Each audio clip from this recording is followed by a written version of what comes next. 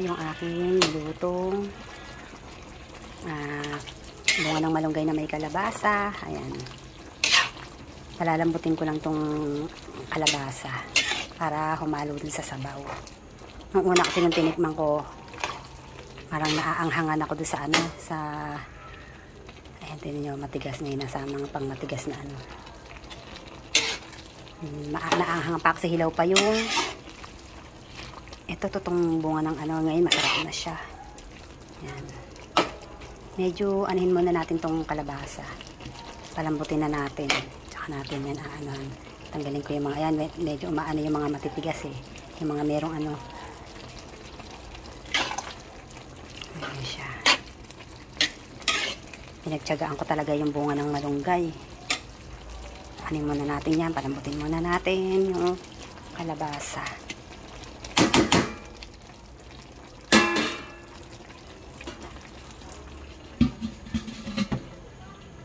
Tayo si gulay. Wow, ito na yung aking luto. Dali, kuha ko ng kailangan kasi lutuin ko maigi yung kasi maanghang-anghang kasi yung itong bunga ng malunggay. Pag hindi lutong-luto, malalasahan yung anghang ng hilaw. Sakit sa dila, pero yan, tingnan nyo. Lutong-luto siya. Konti lang talaga yung nilagay kong kalabasa.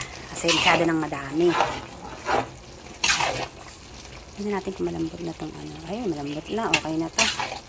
Hindi ko na siya ganun madudurog Ayan, ito na yan. Ayan na ang aking gulay na bunga ng malunggay. Ayan.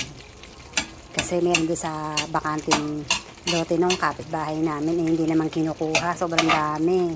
Sayang naman. Bunga at saka dahon. Nakapapakinabangan namin. Mabait naman yung may-ari at saka yung caretaker. Ayan. Ayan na siya. Thank you. Ayan na ang aming niluto. Medyo maanghang. Dinagdagan ko kasi ng ng sili. Parang hindi ako nasarapan ng hindi ganang maanghang. Titignan natin kung makakakain si Heaven. Kanina kasi nasunog. Tanggalin natin. Nasunog kasi kanina yan tingnan niyo, may mga itim-itim pinapainom kasi namin ng gamot si Heaven tingnan natin ito. Malambot na. Bibigyan ko kasi yung tutor ni Heaven, si Teacher Beth. Matikman nila yan. Ganyan medyo kasama sa sabaw yung kalabasa. Ayan. Hindi ko na siya kasi si Jimbo kumakain din ng kalabasa. Ayan. Ang halo niyang baboy. Pinakita ko sa video ko yung yan Ayan.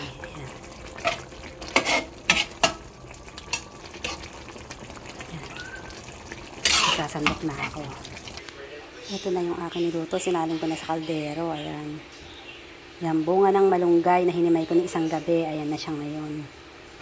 Kakain na kami ni Heaven. Ayan, kakain na kami ni Heaven. Salo na kami sa isang plato. Siya sabaw lang kasi kakainin yan Yan ang aking recipe today. Kasi yung aming kapitbahay may puno ng malunggay. Sayang naman yung bunga. Ayan. Ginagawa ko pang gulay. Ayan. Diba? Nakaulam kami. Konting dagdag na lang ng mga recipe ng sahog. Ayan. Tsaka sobra po sustansya niyan. Grabe. Thank you. Kain po tayo.